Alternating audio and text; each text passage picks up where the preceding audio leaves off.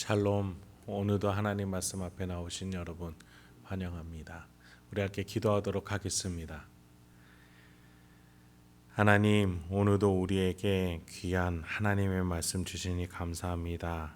이 말씀 속에서 우리가 용기와 소망과 지혜를 배울 수 있게, 얻을 수 있게 하여 주시옵소서. 세상이 주는 것으로는 우리가 결코 풍성한 명예로운 삶을 살 수 없습니다. 하나님이 알려주시는, 예수님을 따라가는, 성령님이 깨닫게 해주시는 그 말씀으로, 가르침으로 오늘도 우리가 살아갈 수 있도록 도와주시옵소서. 예수님의 이름으로 기도했습니다. 아멘. 오늘 함께 살펴볼 말씀 마태복음 22장 34절에서 40절까지입니다. 마태복음 22장 34절에서 40절까지 함께 살펴보겠습니다.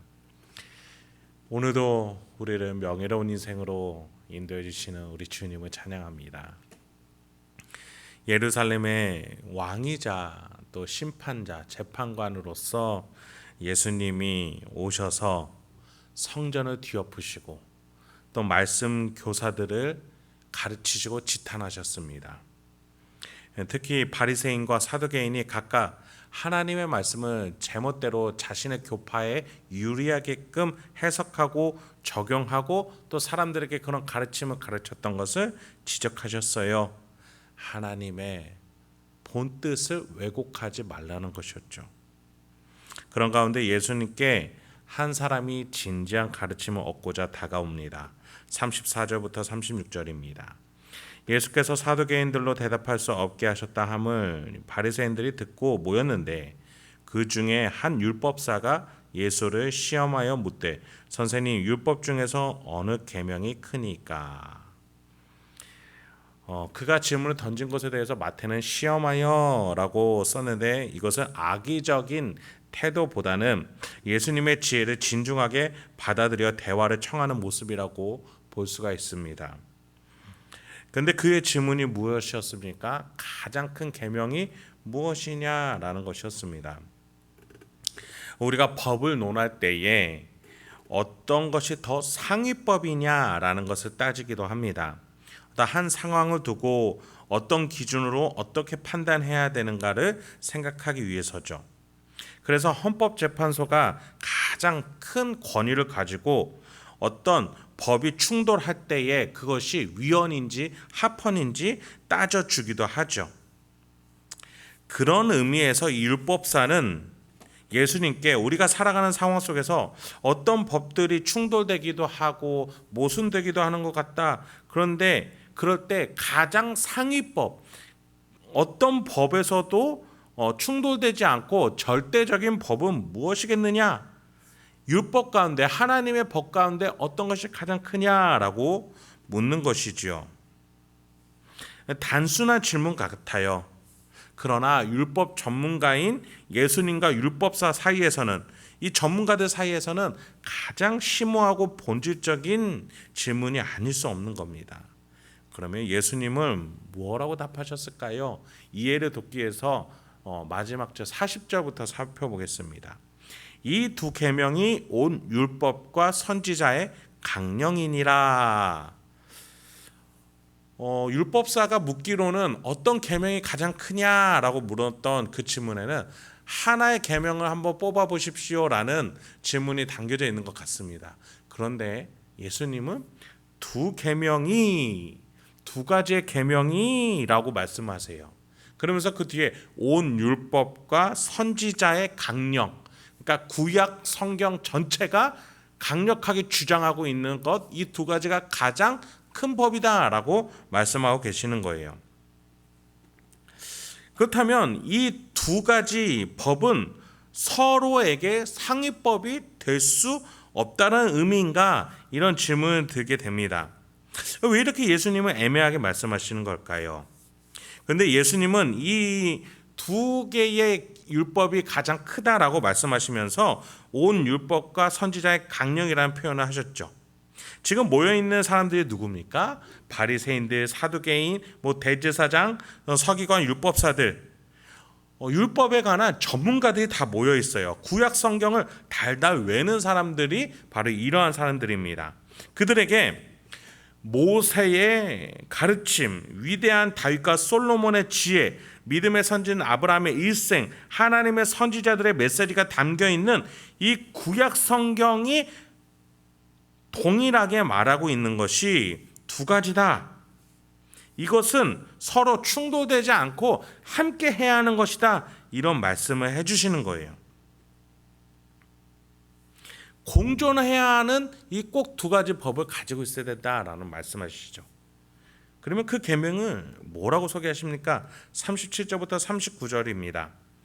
예수께서 이르시되 내 마음을 다하고 목숨을 다하고 뜻을 다하여 주 너의 하나님을 사랑하라 하셨으니 이것이 크고 첫째 되는 계명이요 둘째도 그와 같으니 내 이웃을 내 자신같이 사랑하라 하셨으니, 하나님을 사랑하는 것과 이웃을 사랑하는 것 두 가지를 예수님은 말씀하셨던 거예요.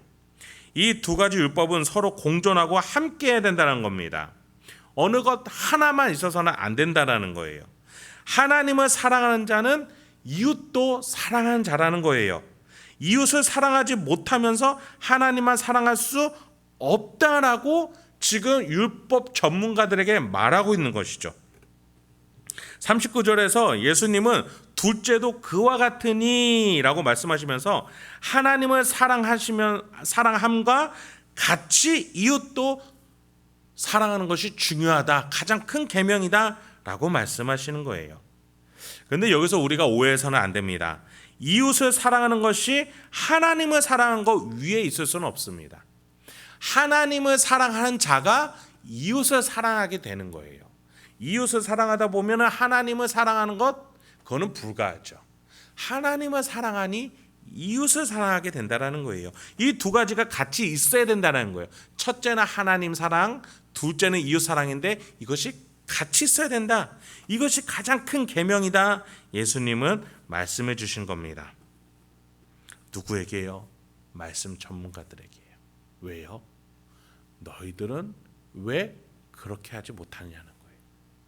하나님을 사랑한다라고 말하지만, 하나님의 말씀을 정말 목숨과 같이 여긴다고 말하지만 너희는 왜 말씀만 가지고 있느냐는 거예요. 너희 마음에 들어가지 않고 머리에만 있으니 사랑으로 실천이 안 되는 것 아니냐, 그렇게 역설적으로 지적하시는 거죠. 예수님은 하나님을 사랑할 때 마음, 목숨, 뜻을 다할 것이라고 말씀하셨어요. 구약 성경이 말하고 있는 하나님을 사랑하는 그 법에 대해서 전통적으로 표현을 따오셨죠. 이웃도 그와 같이 사랑해야 된다라는 것을 한마디로 이렇게 얘기하셨어요. 내 자신을 사랑하듯이. 내가 나의 몸과 나의 인생과 나의 모든 것들을 귀하게 여기고 사랑하듯이 타인을 그렇게 사랑해야 된다라고 말씀하시는 거예요. 어떤 이가요? 하나님을 사랑한다면. 그렇습니다. 하나님을 사랑하고 이웃을 사랑하고 내가 나 자신을 사랑하는 것은 함께 가는 것입니다. 이 어느 것 하나도 따로 떼어져서 홀로 있을 수 없습니다. 나 자신을 사랑하지 못하고 이웃을 사랑하지 못하고 하나님만 사랑하는 것도 안 되는 것이고, 이웃을 사랑한다고 하지만 하나님을 사랑한다고 하지만 나 자신에 대해서 하찮게 여겨서도 안 되고, 하나님을 사랑한다고 말하고서 나 자신의 이기적인 마음을 가지고 이웃을 폄하할 수도 없는 것입니다.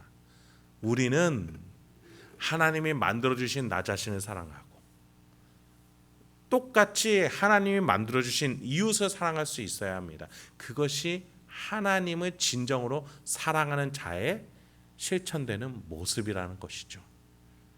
이것이 함께 어우러져 우리는 하나님이 주신 명예로운 삶을 살아내게 되는 것입니다.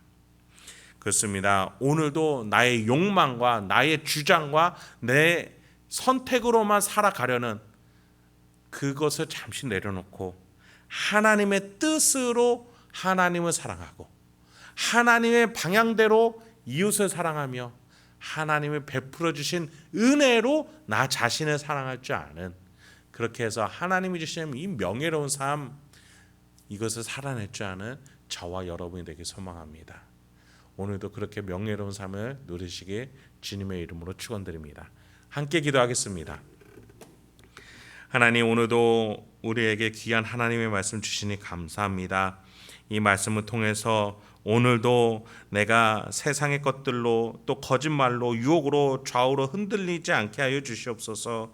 하나님의 말씀을 기억하면서 내가 어떠한 결정, 어떠한 언행을 또 어떠한 선택을 해야 될지 하나님과 함께 결정할 줄 알고 하나님과 동행할 줄 아는 우리가 되게 하여 주시옵소서. 우리 행복한계 성도님 한 분 한 분의 삶과 과정과 또 역경들 하나님이 가장 잘 아시지요. 그 가운데 가장 적합한 은혜와 지혜와 용기와 소망과 기쁨을 허락하여 주셔서 하나님과 동행하려는 우리 성도님 한 분 한 분을 주여 지켜 주시옵소서. 이 모든 말씀 예수님의 이름으로 기도했습니다. 아멘.